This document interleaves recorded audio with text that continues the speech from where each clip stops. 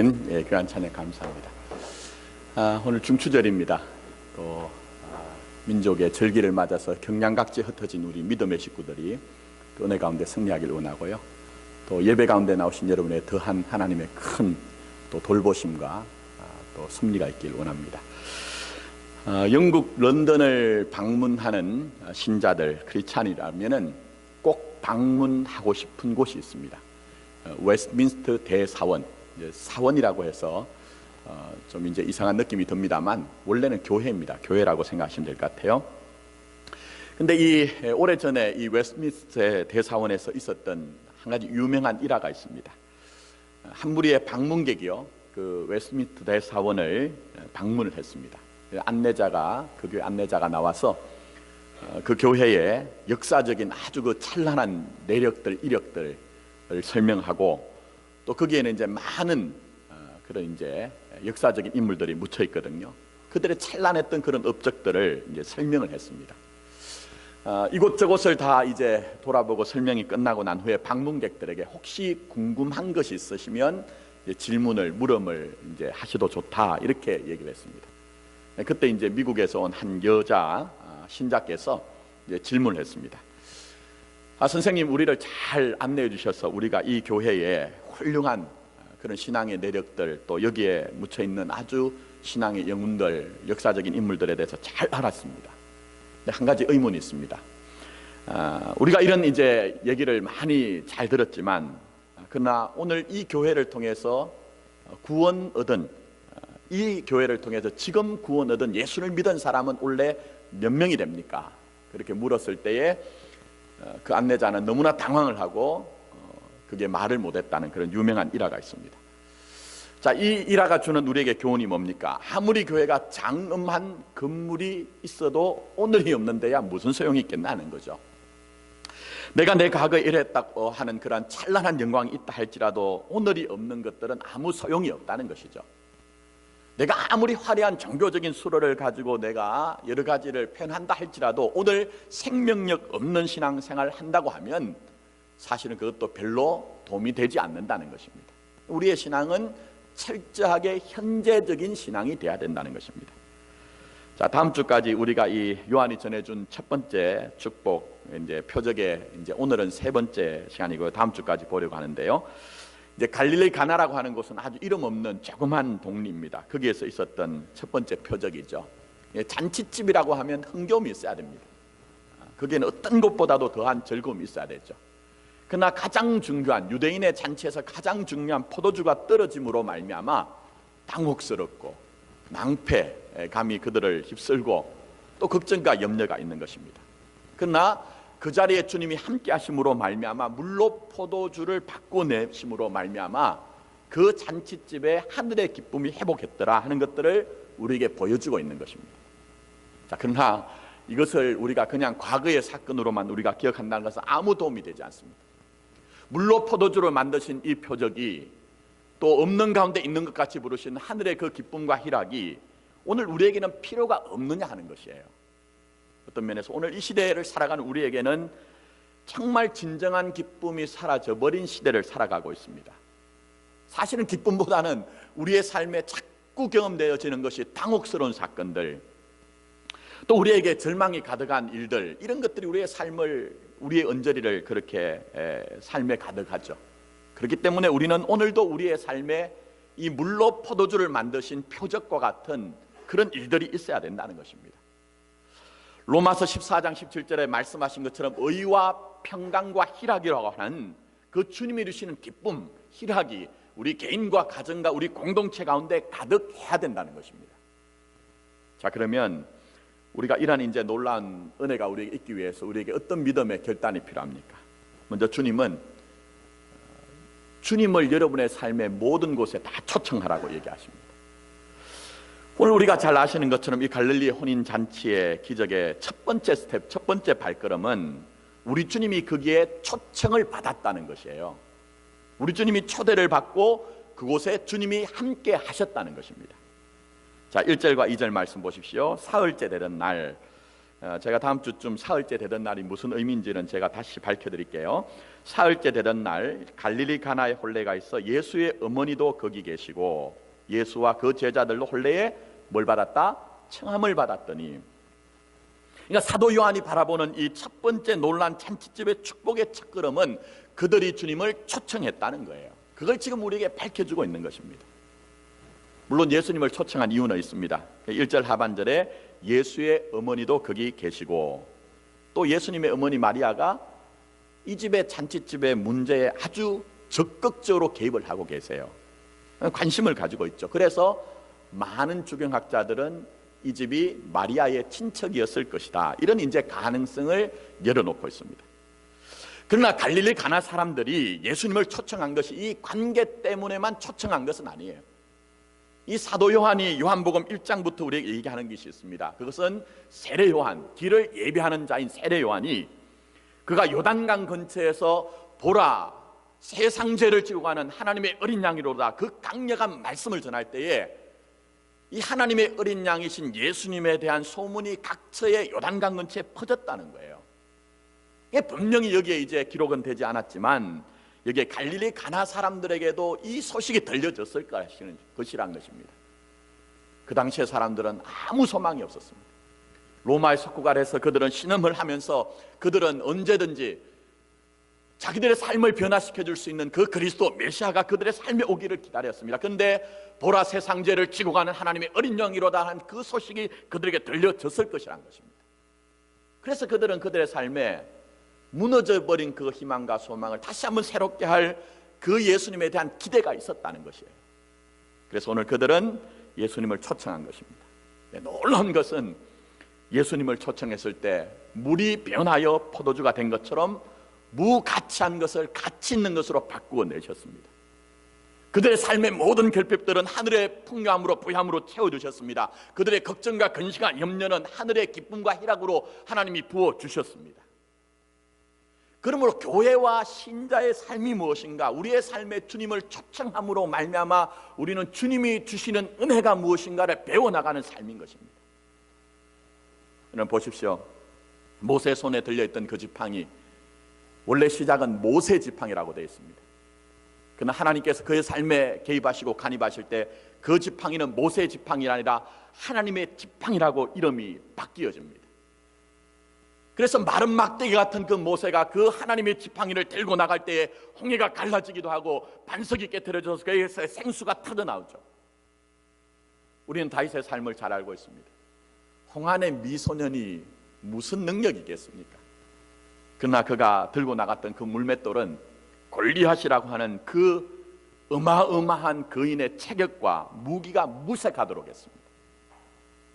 또 우리는 알고 있습니다. 예수님 앞에 나왔던 한 어린 소년이 가지고 온 그 보리떡 5개와 물고기 2마리. 이 보리떡이란 것은 여러분 연세 드신 분들은 아시겠지만 우리나라에도 참 이 보리떡을 먹던 시대가 있었습니다. 보리개떡이라고 하죠. 맛도 없고 정말 가난한 사람들이 먹는 음식, 그리고 거기에 물고기란 것은 옵살리온이라고 해서 그 뭐 아주 조그만 피라미와 같은 그런 물고기 2마리죠. 근데 그 보리떡 5개와 물고기 2마리가 주님의 손에 들려지고 주님이 그 물고기 2마리와 보리떡 5개를 축사하여 나누어 주실 때는 5천여 명의 사람들이 나누어 먹고 12강주리가 낳는 놀란 하나님의 풍요가 그들 가운데 임했던 것입니다. 하나님이 하시는 역사는 우리가 원래 가지고 있는 분량과 고유한 가치를 뛰어넘는다는 거예요. 너희들이 너희의 삶에 나를 초청하기만 하면, 너희들의 삶의 모든 것을 맡기기만 하면 너희들이 생각하는 것 이상으로 내가 하늘의 은혜를 내가 너희들에게 부어줄 것이야. 이것을 우리에게 말씀하고 계신 것입니다. 저는 오늘 예배 가운데는 저와 여러분들이 우리 교회가 우리의 마음과 우리의 삶의 전부에 예수님을 초청함으로 말미암아 물이 변하여 포도주가 되고 하늘의 기쁨과 희락이 부어지는 역사가 있기를 원합니다. 근데 우리가 꼭 볼 것이 있습니다. 이게 왜 중요하냐? 여러분 오늘 이 본문의 말씀을 잘 보시면 주님이 주시는 것과 세상이 주는 것, 세상이 주는 것과 주님이 주는 것은 엄청난 차이가 있다는 것을 우리에게 보여주고 있습니다. 자, 10절 말씀 보십시오. 연회장이 하는 얘기입니다. 말하되 사람마다 먼저 좋은 포도주를 내고 취한 후에 낮은 것을 내거늘 그대는 지금까지 좋은 포도주를 두었도다. 그렇게 이제 연회장이 그렇게 얘기를 합니다. 이 연회장이라는 이제 직책은 그 잔치를 주관하는 사람입니다. 잔치상과 자석들을 배열을 하고요. 또 그 다음에는 음식과 술의 맛을 보고 뭐 이런 역할을 하는 사람이에요. 근데 이 연회장의 말 속에서 사실은 우리가 세상의 본질과 속성을 발견할 수가 있어요. 여러분 잘 한번 보세요. 이 사람이 얘기하는 게 뭡니까? 모든 사람, 그죠? 말하되 모든 사람이 좋은 포도주를 먼저 내어서 취하게 하고 난 이후에 나쁜 것을, 낮은 것을 낸다고 하는 거예요. 어떤 면에서 지혜라고 생각할 수 있지만 사실은 눈속임이죠. 먼저는 좋은 것을 내어서 분별력이 없도록 해서 안 좋은 것을 주어서 내가 가진 그런 의도들을 최대한 극대화하겠다는 거예요. 이런 세상 살아가다 보면 우리의 삶의 자리에서 우리가 경험하는 게 뭡니까? 정말 진실이 있던가요, 여러분? 진실, 그 깨끗한 진실, 안과 바깥이 정말 동일한 진실이라는 것이 우리가 사는 이 세상에서는 정말 우리가 발견하기가 힘듭니다. 저는 목사로서 이제 성경을 한 손에도 들고 있지만 칼 바르트라고 하신 유명한 이제 신학자가 하신 말씀처럼 한 손에는 신문을 들고 좀 세상을 보려고 노력합니다. 근데 금주에 또 그전주에 아주 핫하게 떠오른 세계적인 뉴스가 있습니다. 그 뉴스가 뭐죠? 그 가운데 하나가 세계적인 글로벌 기업인 자동차 기업인 이 폭스바겐이 배출가스 저감 장치를 조작했다는 거예요. 그게 지금 아주 큰 이슈가 된 것이죠. 근데 사실은 우리가 독일 기업이라고 하면요, 우리 이미지에서는 깨끗하다는 것 아닙니까? 정직하다는 것 아닙니까? 그런데 그런 기업조차도 자기의 이익과 유익을 위해서 속였다는 거예요. 없는 데 있는 것처럼, 안 되는 데 되는 것처럼 그렇게 속여 먹더라는 거예요. 그런데 이것이 세상의 본질과 속성이라는 거예요. 근데 이 요한복음을 잘 보시면 이미 우리 주님이 이 세상의 본질을 다 우리에게 말씀하고 있습니다. 사도 요한을 통해서 우리 주님은 이 세상은 없다는 거예요. 있어야 되는데 아무것도 없다는 것입니다. 그래서 2장의 말씀은 풍요의 자리에 풍요가 없더라는 것입니다. 3장에 가보시면 니고데모, 그 사람 유대인의 관원이었잖아요. 그냥 관원이 아니고 이 사람은 대단한 사람이었거든요. 그런데 이 사람이 남들은 볼 때는 당신이 대단하다고 하지만 그 안에 영생의 진리가 생명이 없더라는 거예요. 4장에 가보면 사마리아 여인이 나옵니다. 이 사람이 자기 행복을 그렇게 찾아서 분화비처럼 쫓아다녔지만 이 사람에게는 진정한 행복이 없더라는 것입니다. 5장에 가보면 베데스다 연못이 나옵니다. 자비의 집, 은혜의 집이었지만 그게 은혜가 없더라. 38년 된 병자가 그렇게 병 가운데 고통하고 있는데 아무도 이 사람을 넣어주는 사람, 자비가, 은혜가 없더라. 그걸 얘기하고 있는 것이죠. 6장에 가보시면 여러분 아신 것처럼 이 세상의 사람들이 다 먹을 것을 구하여서 그렇게 유리방황하지만 먹을 것이 없어서 궁핍한 인생을 살더라. 7장에는 예수님의 형제들이 나옵니다. 근데 이 예수님의 형제들조차 그들이 주님 앞에 나왔을 때 믿음 없음이 폭로가 됩니다. 8장에 가면 가늠한 여인이 등장하죠. 그 장면을 통해서 우리에게 뭘 얘기합니까? 돌을 든 사람들, 그 돌을 든 사람들은 전부 다 율법에 너무나 충성스러운 사람들이었지만 율법의 진의를 알지 못하고 그들 속에 한 톨의 사랑도 없는, 진실 없는 그런 종교의 모습을 폭로하고 있는 것이죠. 또 더 나가서는 9장에서는 여러분 그게 맹인 시각장애인이 나옵니다. 사실은 그 맹인과 시각장애인의 보지 못함을 폭로하는 것이 아니고 그 주위에 있는 사람들의 보지 못함을 주님이 폭로를 하고 계신 거예요. 그리고 10장에 가면은 결정적으로 모든 사람들이 목자 없는 양처럼 유리방황하는 그런 것들을 다 우리에게 폭로를 하고 있는 것이죠. 그러니까 이 요한 사도가 우리에게 말하는 인생의 가장 큰 비극이 뭘까요? 없음, 곧 예수 없음의 비극을 말하는 거예요. 여러분 우리가 개인적으로도 그렇습니다. 우리가 가장 큰 우리의 삶의 아픔은요, 뭐 물질 없는 것도 문제고 건강을 잃어버린 것도 문제고 관계가 깨어진 것도 문제지만 사실은 가장 큰 비극은 예수가 없다는 거예요. 내 안에 예수가 없다는 거예요. 내 삶이 그렇게 여전히 결핍되고 아프고 방하고 심지어는 그렇기 때문에 죄와 사망에 끌려다니는 이유는 여전히 내 삶 가운데, 내 마음 가운데 예수가 없기 때문에 그 예수를 초청하라고 주님이 우리에게 말씀하고 계시는 것입니다. 그나서 돌아봅시다. 우리 공동체 아픔이 뭘까요, 여러분? 우리가 찬란한 역사가 없는 것도 아니요, 유력했던 그러한 인물들이 없었던 것도 아니요, 제가 보니까 여러분들만큼 열심과 정성이 부족한 그런 것도 아닙니다. 그렇다면 가장 근본적인 문제는 우리 안에 예수가 없다는 거예요. 수많은 사람들이 정의와 진리를 얘기하고 내가 하나님의 나라와 교회를 사랑합니다라고 얘기를 하지만 정말 그 안에 예수가 있는가 우리가 살펴보면 우리가 예수가 없다는 이 사실이 우리에게 너무나 비극적이라는 것이에요. 그래서 우리 주님은 요한계시록 3장 20절에 우리에게 분명히 말씀합니다. 다시 한번 우리를 초청하고 있습니다. 볼지어다 내가 마음 문 밖에 서서 두드리노니 누구든지 내 음성을 듣고 문을 열면 내가 그에게 들어가 그와 더불어 먹고 나는 그는 나와 더불어 먹으리라 말씀하셨습니다. 여러분, 많은 분들이 이 말씀을 오해하시더라고요. 예수를 알지 못하는 불신자, 초신자에게 복음을 전하고 이 말씀을 통해서 예수님을 영접시켜야 된다, 이런 생각을 하시더라고요. 사실은 엄밀하게 말씀드리면 그렇지 않습니다. 이 말씀은 라오디게아 교회 교인들에게 주님이 선포하신 말씀이에요. 근데 이 라오디게아 교회 교인들의 영적인 상태가 어떠냐? 3장 17절에 가면 주님이 이렇게 말씀하세요.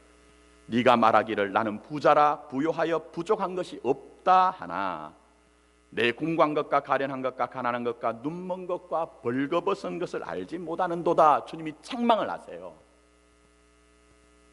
좀 우리가 쉽게 말씀드리면 이 라오디게아 교회 교인들은 스스로는 우리가 잘 믿고 있습니다, 아무 부족한 것이 없습니다, 우리만큼 이렇게 잘 믿는 사람이 어디 있습니까? 라고 이렇게 자위를 했다는 거예요. 그러니까 초신자가 아니라는 거죠. 이미 예수를 너무너무 잘 믿고 있다고, 오랫동안 믿고 있다고 확신하고 있던 그 사람들에게, 얘들아, 너희들의 영적인 상태를 좀 증명해서 봐라. 내가 너희들의 그 심령의 상태를 잘 봐라. 너희들만큼 이 세상에 영적으로 가난한 사람이 있더냐, 궁핍한 사람이 있더냐, 볼 것을 보지 못하는 그런 어둠의 상태에 있던 사람이 있더냐 말씀하고 계시는 거예요. 그러면서 주님께서는 이들에 대해서 처방전을 내리죠. 내가 문 밖에 서서, 너희 마음 문 밖에 서서 문을 두드리고 있다.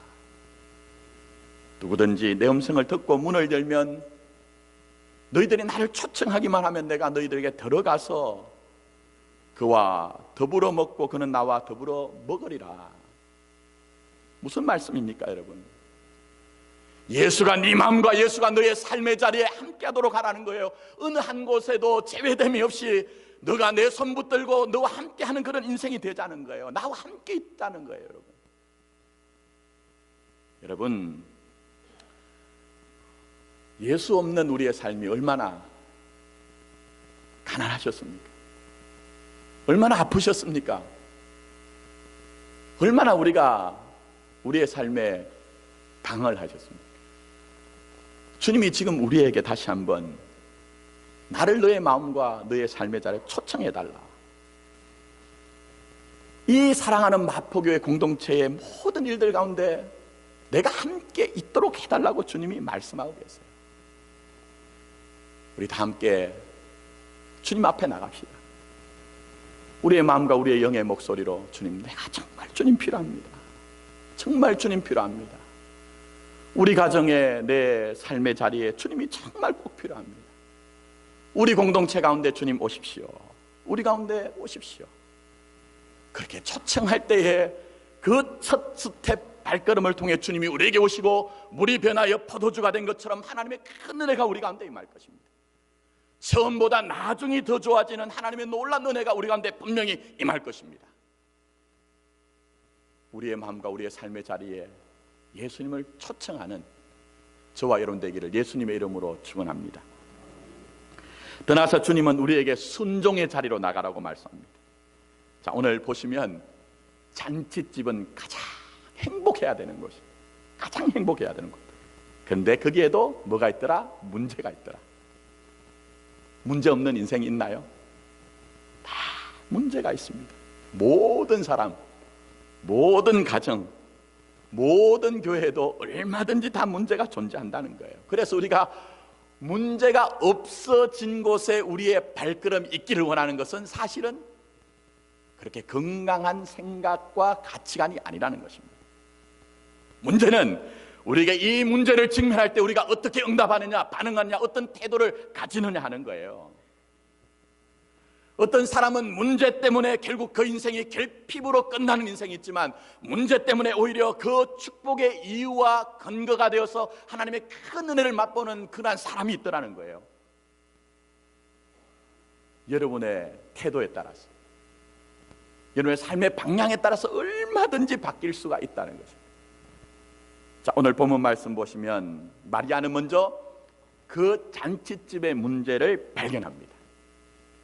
그러니까 우리가 우리의 인생에 무엇이 문제인가를 발견해야 되죠. 발견하는 것으로 만족하시면 안 됩니다. 그 문제를 누구께 가지고 나오죠? 우리 주님께 가지고 나옵니다. 그리고 더 나아가서 마리아는 3절 말씀 보시면 예수께 나와서 그 문제를 아뢰입니다. 포도주가 없다고 아뢰고 있습니다. 그래서 우리는 우리의 삶에 문제가 있을 때마다 그 문제 때문에 불평하고 원망한다면 우리는 결핍으로 궁핍으로 끝날 수밖에 없습니다.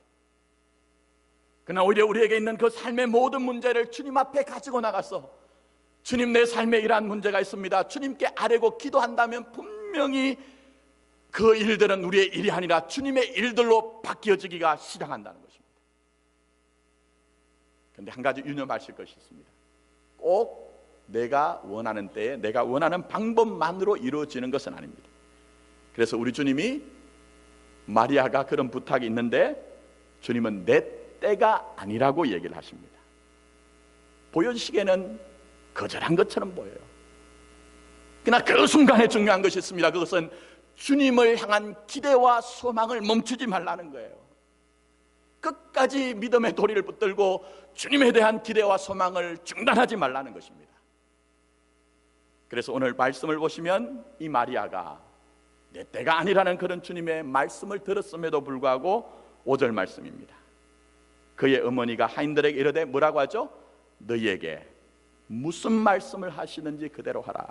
무슨 말씀을 하시는지 그대로 하라. 어떻게 하면 물이 변하여 포도주가 되는 그런 놀란 하나님의 은혜를 맛볼까요? 어떻게 하면 우리의 삶 가운데 처음보다 나중이 더 좋아지는 그런 삶을 우리가 경험할까요? 무슨 말씀을 하시든지 그대로 하라.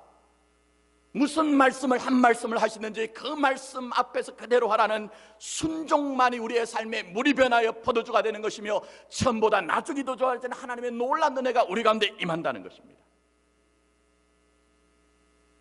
사실 보시면요, 이 하인들은 순종할 이유도 없고 순종할 필요도 없어요, 사실. 자, 왜 그러냐? 주님이 유대인의 그 정결 예식을 따라 세워진 그 항아리에 물을 부으라 얘기합니다. 지금 이 집에 필요한 것은 물이 필요한 것이 아니라 뭐가 필요하죠? 포도주가 필요한 거예요.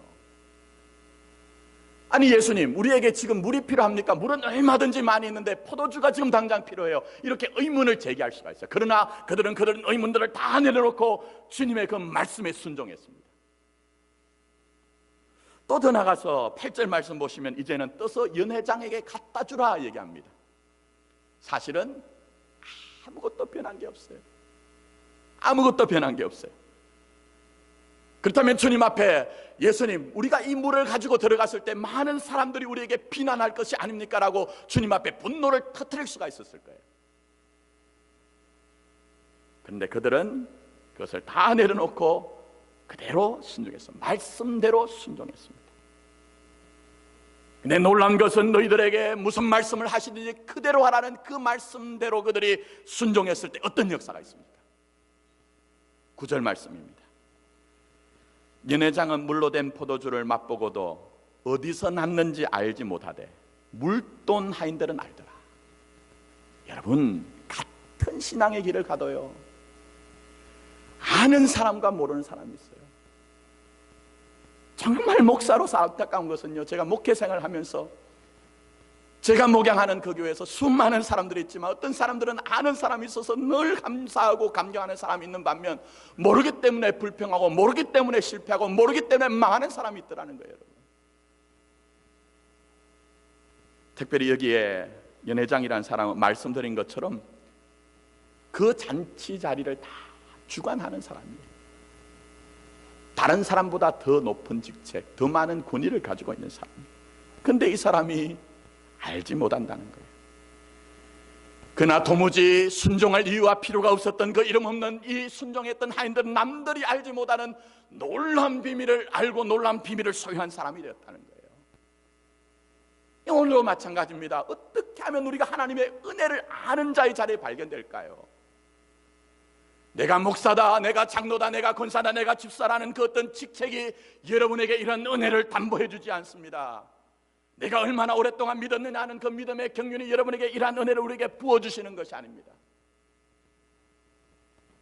비록 이름 없는 이 하인들처럼 이름 없는 인생이지만, 손바닥 넓이만도 되지 못하는 작은 인생이지만, 주여 한 말씀만 주옵소서, 주여 한 말씀만 주옵소서, 내가 믿음의 도리를 붙들고 그 말씀 앞에 순종하겠습니다. 내 경험과 내 이해와 내 판단이 다 있지만 주님의 말씀이 진실이기 때문에, 생명이기 때문에 내가 이 말씀대로 말씀을 완성하는 삶을 살겠습니다. 그 믿음만이 물이 변하여 포도주가 되며 처음보다 나중이 더 좋아지는 하나님의 은혜를 우리에게 부어주시는 것입니다. 힘들지만 어렵지만 이제는 우리가 이 순종의 길을 함께 갔으면 좋겠어요. 정말 이 순종의 길을 함께 갔으면 좋겠습니다. 유명한 얘기가 하나 있습니다. 목사 얘기 좀 할게요. 어떤 목사님이 자기 집에 도둑이 들었대요. 여러분 도둑 경험 해보셨습니까? 전 앞에 심호하던 교회에서 새벽기도 갔다 오니까 도둑이 들었더라고요. 그때는 정말 말로 다 할 수 없는 생각이 없어지더라고요. 근데 그 목사님 댁에 도둑이 들었대요. 근데 도둑이 이제 침을 하니까 얼마나 당황스럽고 놀라겠습니까? 도둑이 딱 들어오면 뭘 할까요? 주인을 꼼짝 못하게 하는 것이 도둑의 일이잖아요. 그래서 꼼짝 마 하니까 꼼짝을 못했어요. 손 들어, 그러니까 손 딱 들고. 돈 내놔. 목사의 집에 돈이 있겠습니까? 그래서 있는 돈 없는 돈 다 모았는데 얼마 안 되는 거예요. 그래서 이제 그 얼마 안 되는 돈 그걸 이제 주니까 이 도둑이 막 투덜투덜 하면서 돈이 이것밖에 없어. 근데 이제 한참 이제 이 목사님 가족들이 손을 들고 있는 게 이제 안쓰러웠던지 그리고 양심이 있었던 것 같아요. 이 도둑이 손 내려. 손을 내렸어요. 거기 무릎 꿇고 앉아가지고 머리 쳐박고 있어. 머리 쳐박고 있을 때. 그러니까 이 도둑이 이제 서랍도 열고 장도 열고 자기 거 다 찾더니 가져갈 게 별로 없어. 그랬더니 이제 돈 좀 모아놓으셔. 돈 좀 모아놓으셔. 그리고 갔대요. 이 도둑이 이제 성급이 빠져나가고 난 이후에 처음에는 이제 안도의 한숨이 후 하고, 그죠? 요즘 워낙 험한 일이 있으니까 그렇게 한숨을 이제 푹 내리쉬고 난 후에 갑자기 어떤 깨달음이 오는 거예요. 큰 깨달음이 오면서 울음이 터져나오고 통곡이 터져나오는 거예요. 마음의 회개가 일어나는 거예요. 목사님 이런 얘기를 하십니다. 하나님, 나는 오늘 아무것도 아닌 도적이 들어와서 내게 손 들라고 하면 손을 들고, 무릎 꿇으라고 하면 무릎 꿇고, 머리를 쳐박으라고 하면 쳐박고, 돈 달라고 하면 돈 다 줬는데, 하나님, 내가 저 흉악한 도둑에게조차도 이렇게 순종했는데 내가 가만히 돌아보니까 평상시에 내가 저 도둑만큼 그 앞에서 하나님의 말씀 앞에 순종하지 못했습니다. 하나님, 제가 죄인입니다. 제가 나쁜 놈입니다. 내가 하나님의 말씀 앞에 순종했더라면 얼마나 좋았을까요? 죄송합니다. 그런 회개의 마음이 터져 나오더라는 거예요. 여러분. 묻습니다, 여러분. 지금까지 우리 어떤 길 오셨는지 모르겠습니다. 주님 원하시는 그 순종의 길을 우리가 왔으며 또한 우리가 갈 마음이 있는지, 아니면 주님의 뜻과 전혀 상관없는 길을 우리가 달려왔으며 또 그 길을 가고자 하는 마음이 있지는 않은지 한번 잘 살펴볼, 분별할 필요가 있다는 거예요. 순종이 얼마나 중요하냐. 사무엘상 15장 22절부터 23절에 이미 사울을 통해 사무엘이 말씀을 하죠. 순종이 뭐보다 낫다? 제사보다 낫다. 제사를, 예배를 중단하지 말라는 거예요. 그러나 순종이 없는 제사가 얼마나 헛된 것인지 하나님 우리에게 말씀하고 계신 거예요. 순종이 없는 종교생활 얼마나 위선입니까? 외식입니까? 그게 바리새인들을 향해 주님이 책망하신 것이죠. 또 더 나가서 주님이 말씀합니다. 순종이 없는 것은, 거역하는 것은 점치는 죄와 완고한 사신 우상에게 절하는 것이다. 그냥 행위 자체 하나의 문제가 아니라는 거예요. 그 사람의 영적인 기반이 문제라는 거예요. 영적인 문제가 분명히 있다는 거예요. 또 더 나가서는 사무엘이 이런 얘기를 합니다. 사울 왕에게 왕이 여호와의 말씀을 버렸으므로, 여호와의 말씀을 버렸으므로 여호와께서도 왕을 버려 왕이 되지 못하게 하셨나이다 얘기합니다. 우리가 하나님의 은혜와 축복을 잃어버리는 것은 내 능력이 부족하거나 내 경험이 부족하거나 내 삶의 신앙의 이력이 없기 때문이 아니에요. 분명히 하나님의 살아있는 말씀이 우리에게, 그 말씀이 주어짐에도 불구하고 우리는 하나님 앞에 순종할 마음도 없는 것이고 순종할 의지도 없기 때문에 주신 은혜와 축복조차 다 잃어버리는 그런 인생을 살 수밖에 없다는 것입니다.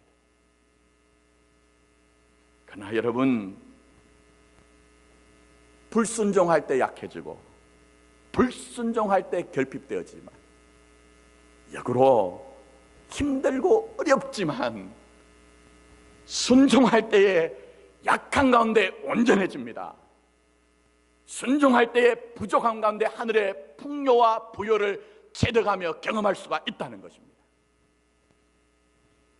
오늘 예배 가운데 있는 저와 여러분, 우리 교회가 믿음의 도리를 굳게 붙들고 말씀을 완성하는, 한 말씀만 주옵소서, 말씀을 완성하는 자리로 나가서 물이 변하여 포도주가 되며 처음의 시작보다 나중에 더 좋아지는 하늘의 부요와 풍요를 경험하는 여러분의 삶이 되기를 원합니다.